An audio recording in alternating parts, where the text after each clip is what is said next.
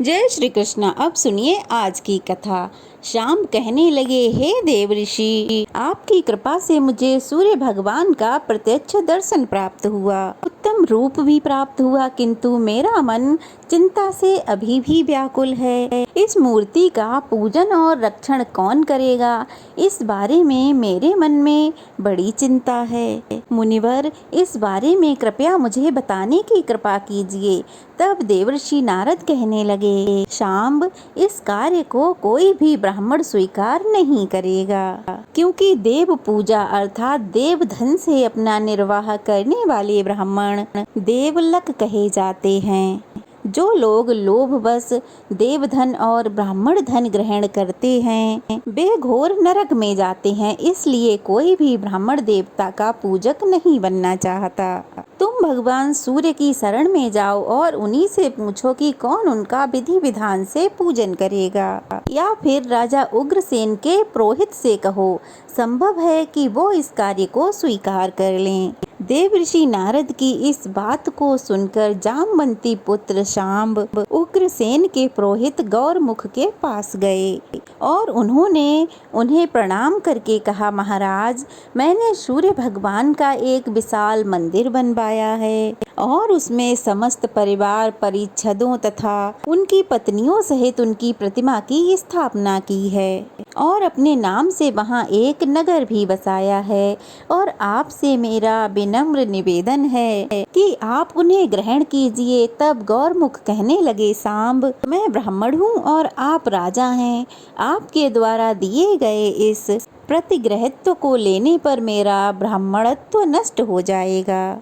दान लेना ब्राह्मण का धर्म है, किंतु देव प्रतिग्रह ब्राह्मण को कभी नहीं लेना चाहिए। आप यह दान किसी मग को दे दीजिए, वही सूर्यदेव की पूजा का अधिकारी है।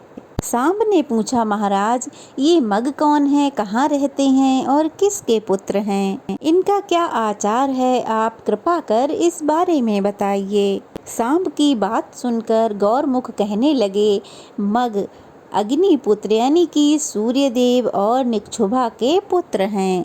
अपने पूर्व जन्म में निक्षुभा महर्षि ऋक्षः की सुंदर पुत्री थीं। एक बार उनसे अग्नि का उल्लंघन हो गया, जिससे भगवान सूर्य उनसे रुष्ट हो गए। बाद में अग्नि रूप भगवान सूर्य के द्वारा निक्षुभा से जो पुत्र हुआ वही मग कहलाया। भगवान सूर्य के वरदान से यही अग्नि वंश में उत्पन्न अव्यंग को धारण करने वाले मग सूर्यदेव के परम भक्त हुए और सूर्यदेव की पूजा के लिए नियुक्त हो गए। सूर्य की पूजा करने वाले मग साक द्वीप में निवास करते हैं। आप भगवान सूर्य के पूजक के लिए उन्हें प्राप्त करने के लिए साकद्वीप में जाइए। तब सांब ने द्वारिका जाकर अपने पिता श्री कृष्ण को यह सब समाचार सुनाया। फिर वे उनकी आज्ञा प्राप्त कर गरुड़ पर सवार होकर शीघ्र ही साकद्वीप में पहुंच गए। वहां जाकर उन्होंने अतिशय तेजस्वी सूर्य भगवान की पूजा करते हुए मगों को देखा। सांब ने उन्हें सादर प्रणाम कर उनकी प्रदक्षिणा अर्थात परिक्रमा की और फिर सांब कहने लगे, आप सभी धन्य हैं। आपका दर्शन सबके लिए कल्याणकारी है। आप लोग सदा सूर्य भगवान की आराधना में लगे हुए हैं।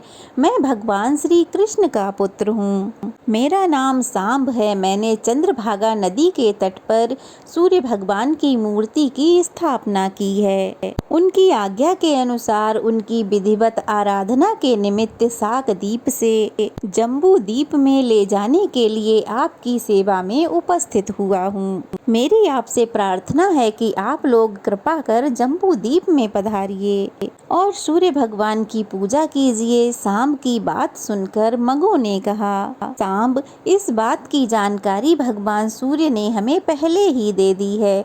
यह बात सुनकर सांब बहुत प्रसन्न हुए और गरुड़ पर उन्हें बिठाकर मित्रगण जो कि मुल्तान में है वहां पर उन्हें ले आए। सूर्य भगवान मगों को वहां देखकर बहुत प्रसन्न हुए और सांब से बोले, सांब, अब तुम चिंता छोड़ दो। ये मग मेरी पूजा विधिवत संपन्न करेंगे।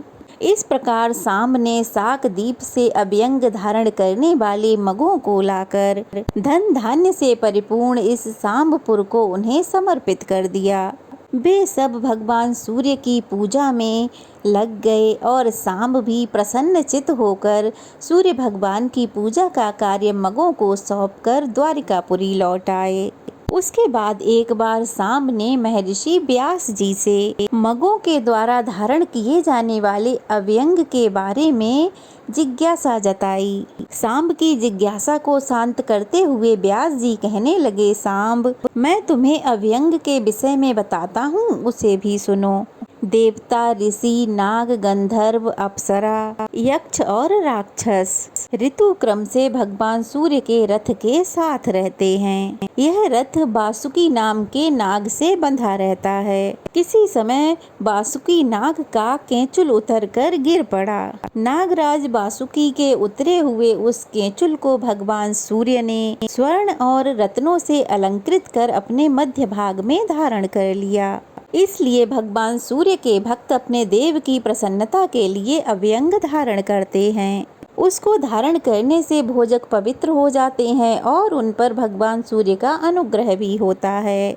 इस अभ्यंग को सर्प के केंचुल की तरह मध्य में पोला अर्थात खाली रखना चाहिए। यह एक ही रंग का होना चाहिए। कपास के सूत से बना अभ्यंग 200 अंगुल का उत्तम, 120 का मध्यम और 108 अंगुल का कनिष्ठ होता है। अतः इससे छोटा नहीं होना चाहिए। यज्ञोपवीत की तरह 8वें वर्ष में अभ्यंग धारण करना चाहिए। इसको धारण करने से वे सभी क्रियाओं के अधिकारी हो जाते हैं। यह अभ्यंग सर्वदेवमय, सर्ववेदमय, लोकमय और सर्वभूतमय है। इसके मूल में विष्णु, मध्य में ब्रह्मा और अंत में शशांक मौली भगवान शिव निवास करते हैं। इसी तरह ऋग्वेद, यजुर्वेद, सामवेद क्रमशः मूल, मध्य और अग्रभाग में रहते हैं। अथर्ववेद ग्रंथि में स्थित रहता है। पृथ्वी, जल, तेज, आकाश, वायु, भूलोक, भुवरलोक और स्वर्गलोक आदि 7 लोक अव्यंग में निवास करते हैं। सूर्य भक्त भोजक को सभी समय अव्यंग धारण कर भगवान सूर्य की उपासना करनी चाहिए। सुमंतु मुनि बोले, राजन, इस प्रकार व्यास जी द्वारा अव्यंग की जानकारी प्राप्त कर सांब नारद जी के पास वापस लौट आए और उन्होंने सब वृतांत बताकर पूछा, हे महर्षि, भोजकों को भगवान सूर्य को स्नान, अर्घ, धूप, आचमन आदि किस प्रकार समर्पित करना चाहिए? इनका भी आप कृपा कर वर्णन कीजिए। तब देवर्षि नारद बोले, सांब, संक्षेप में मैं विधि बता रहा हूँ, सावधान होकर सुनो।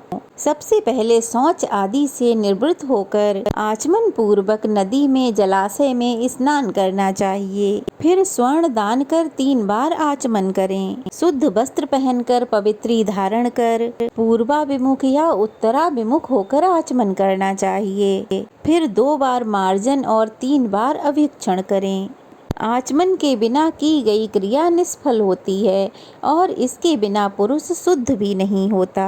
वेद में कहा गया है कि देवता पवित्रता को ही चाहते हैं। आचमन करने के बाद मौन होकर देवालय में जाना चाहिए। आसन पर बैठकर प्राणायाम कर सिर को कपड़े से ढककर फिर विविध अर्घ पात्र को हाथ में उठाकर भगवान सूर्य का आवाहन करना चाहिए तथा दोनों जानवों पर बैठकर भगवान सूर्य का अपने हृदय में ध्यान करना चाहिए। फिर सूर्य मंत्र से अर्घ प्रदान करना चाहिए। इस प्रकार अर्घ प्रदान कर तीनों काल जो भगवान सूर्य की आराधना करता है और धूप देता है, वह अश्वमेघ यज्ञ का फल प्राप्त कर लेता है और उसे धन, पुत्र तथा आरोग्य की भी प्राप्ति हो जाती है और अंत में वह भगवान सूर्य में लीन हो जाता है।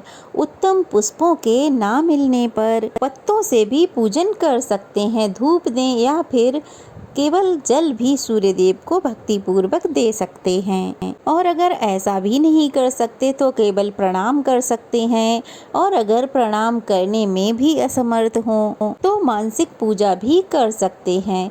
यह विधि द्रव्य के अभाव में करनी चाहिए। और द्रव्य रहने पर अर्थात सभी पूजन सामग्री रहने पर विधि पूर्वक सूर्य भगवान की पूजा करनी चाहिए। भक्ति पूर्वक सूर्य भगवान की पूजा देखने वालों को भी अश्वमेघ यज्ञ का फल प्राप्त होता है और सूर्य लोक की प्राप्ति भी होती है। धूप दान के समय सूर्य भगवान का दर्शन करने पर उत्तम गति प्राप्त होती है। जय श्री कृष्णा। आज का अध्याय यहीं समाप्त हुआ। इससे आगे की कथा अगले अध्याय में जरूर सुनिएगा। आज की कथा कैसी लगी कमेंट बॉक्स में बताइएगा। अच्छी लगी हो तो वीडियो को लाइक करके शेयर करें और अगर नए हैं तो प्लीज़ चैनल को सब्सक्राइब जरूर करें। राधे राधे।